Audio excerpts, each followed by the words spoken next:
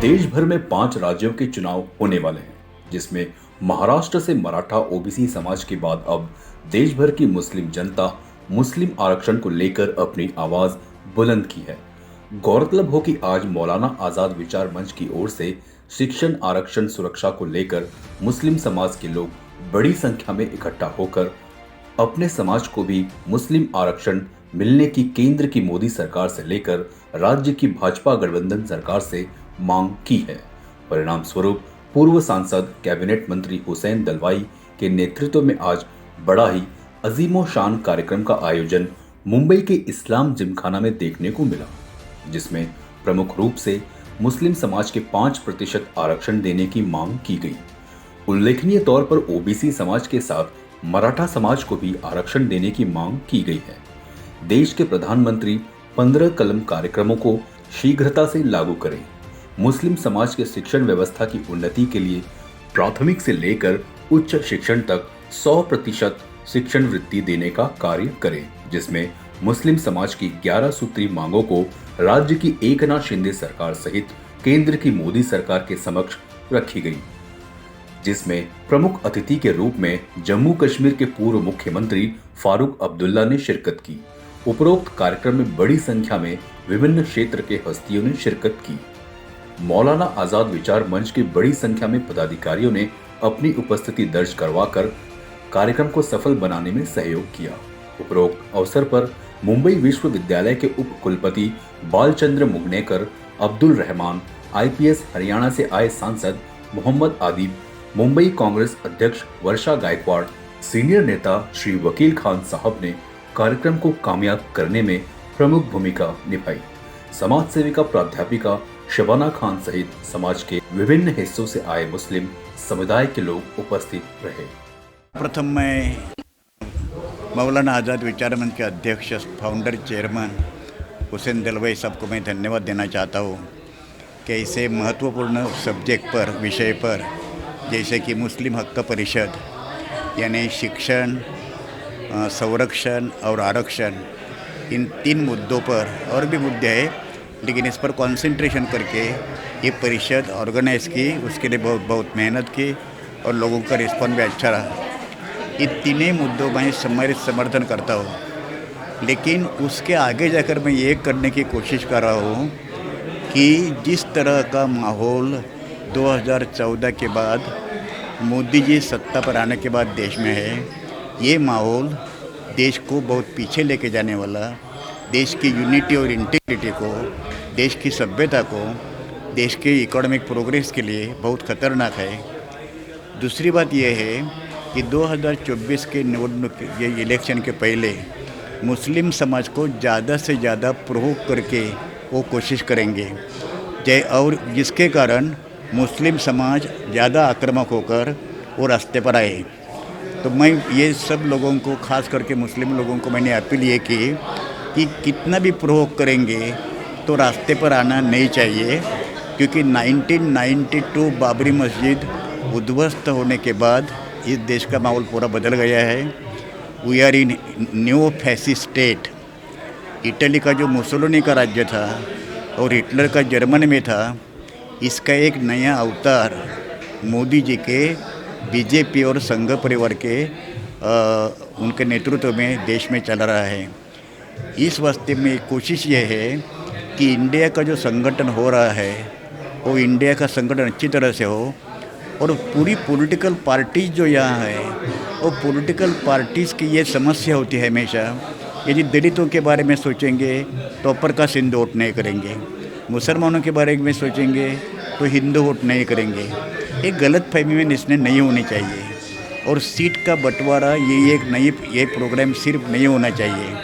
और ख़ास करके मुस्लिम समाज में जो कम्युनलिज्म है, जो मौलवी है, और हिंदुओं में जो रिएक्शनरी सेक्शन है, ये दोनों एक मिल को दूसरे को बढ़ावा देने वाले हैं। ये दोनों का त्याग करना चाहिए, ये मेरा कहने का अपील था और ये मैंने अपील आज किया। बहुत बहुत धन्यवाद। थैंक ये बोलना चाहूँगी कि ये अब जो है ना देश की बहुत बड़ी ज़रूरत बन चुकी है। जिस तरीके से देख रहे हैं कि जो सियासी जो मुसलमानों का एक जगह यहाँ पे बनी हुई है हमारे देश में, जो फीसद है वो बहुत ही कम है। आप देखो 19 करोड़ मुसलमानों में सिर्फ 4% ही हम जो है वो सियासी हमारे नेता जो मुसलमान हैं वो चुनकर आते हैं। तो ऐसा क्यों होता है, क्यों पॉलिटिकल पार्टीज़ मुसलमानों को टिकट नहीं देती है? और क्योंकि हमें सियासी जब फ़ायदे नहीं मिलते हैं तो उसका असर ये दिखता है कि जब कोई स्कीम्स आती है, जब कोई ऐसी चीज़ें निकल के आती है गवर्नमेंट की तरफ से जिससे लोगों का भला होता है, उसमें मुसलमानों का कहीं नाम ही नहीं होता है। आप देश की हालत भी देख रहे हो कि किस तरीके से मॉब लिंचिंग, किस तरीके से दंगे होते हैं, किस तरीके से ट्रेनों में जो है मुसलमानों को मार दिया जाता है, लफ्ज़ जिहाद के नाम पे मुसलमानों को परेशान किया जाता है। तो हर बार मुसलमानों को टारगेट जानबूझ के इसीलिए किया गया है कि एक प्रोपेगेंडा बनाया जाए, क्योंकि ये टारगेट सॉफ्ट हो चुका है। खुद हमारे मुसलमानों की भी कहीं ना कहीं कमी है कि उन्होंने अपने आप को जो है वो कहीं अपनी जो ताकत है, अपना जो वजूद है, अपना जो वक़ार है, उसको कहीं ना कहीं खो दिया है। तो आज वो बेदारीपन, आज वो जगाने के लिए सभी मुसलमानों को यहाँ पे एकत्रित किया गया था और यही संदेश के साथ में बात रखी गई कि शिक्षण, आरक्षण और संरक्षण यानी रिजर्वेशन, एजुकेशन और प्रोटेक्शन ये पूरे मुसलमानों का हक है, क्योंकि इस देश का मुसलमान इस देश की आज़ादी से लेकर अब तक जो कामयाबी का सफ़र तय कर चुका है उसमें वो बराबर का हिस्सेदार है। ये वही ज़मीन है जिस पे हम बहुत ही फ़ख्र से तिरंगे को लहराते हैं। वो तिरंगे को सजाने वाली खुद एक मुसलमान।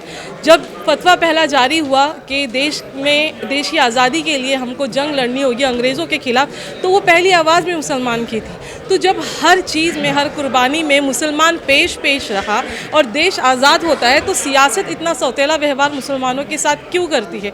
आज यही सौतेला व्यवहार, आज ये जो जिस तरीके से एक्सप्लॉइट किया गया है मुसलमानों को, जिस तरीके से मुसलमानों को इग्नोर किया गया है, ये शायद अब मुसलमानों में ये बात समझ में आ गई है। और मौलाना आज़ाद विचार मंच की जानिब से जिस तरीके से इस कॉन्फ्रेंस को रखा गया और हर जगह जगह जो है इसके बारे में अवेयरनेस की गई है, उसी के ज़रिए आज मुसलमान जुड़ रहा है और उसको समझ में आ गया है कि जब तक उसको सियासी हक नहीं मिलता है उसके हालात जो है वो दुरुस्त नहीं होंगे। हम जिस तरीके से देखते हैं कि मुसलमान आज तालीम हो या कोई भी और चीज़ हो, उसमें सभी मज़हब और सभी वर्ग से पिछड़ा हुआ है। तो ये इतनी बुरी तरीके से मुसलमान तबका जो है वो क्यों इतना पिछड़ा हुआ है, उसका क्या हल हो सकता है, उसी सभी मंसूबों को लेकर आज ये कॉन्फ्रेंस जो है वो मुनक्किद की गई थी। और मैं देख पा रही हूँ कि मुंबई की जगह जगह से जो है वो लोग इसमें बहुत ही बड़ी तादाद के साथ शामिल हुए। एक हिसाब से ये कामयाब, मैं कहती हूँ ये कामयाब कॉन्फ्रेंस ही है, क्योंकि ये बात कहने वाले जो है बहुत ज़्यादातर नॉन मुस्लिम्स है।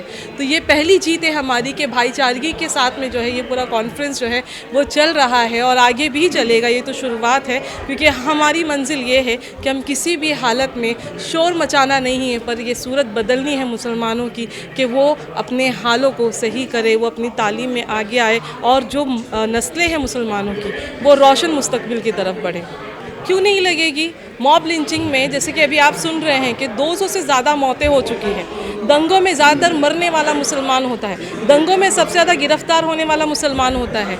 अगर आप एजुकेशन में भी देखो कि जो झुग्गी झोपड़ी में जो बच्चे पल रहे हैं उनकी एजुकेशन का किसने ख्याल कर लिया?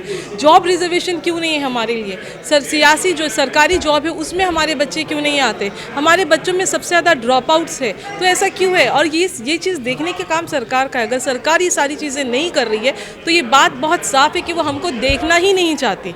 कहीं ना कहीं एक्सप्लॉइट करना, कहीं ना कहीं डिस्क्रिमिनेट करना ये सरकार की आदत बन चुकी है मुसलमानों की। और मुसलमानों को वो इतना दरकिनार करना चाहते हैं क्योंकि उनकी वोट बैंक जो पॉलिटिक्स है वो कहीं ना कहीं बहुत ही कम्युनल है। तो इसका सबूत ही यही है। इसी वजह से आज देश का जो मुसलमान है वो कहीं ना कहीं अपने आप को ऐसा लगता है कि वो उसको किसी ने कमरे में बंद कर दिया है, जहाँ ना कोई रोशनी है, जहाँ ना कोई ऐसी फैसिलिटी है जिससे वो आगे बढ़ सकता है। तो ये सरकार का सौतेलापन है, ये बेवफा, ये हम वफादारों के साथ। CEN न्यूज, देश प्रदेश की ताजा तरीन खबरों के लिए CEN न्यूज को सब्सक्राइब करें और रहें पल पल की खबर से हर पल बाखबर।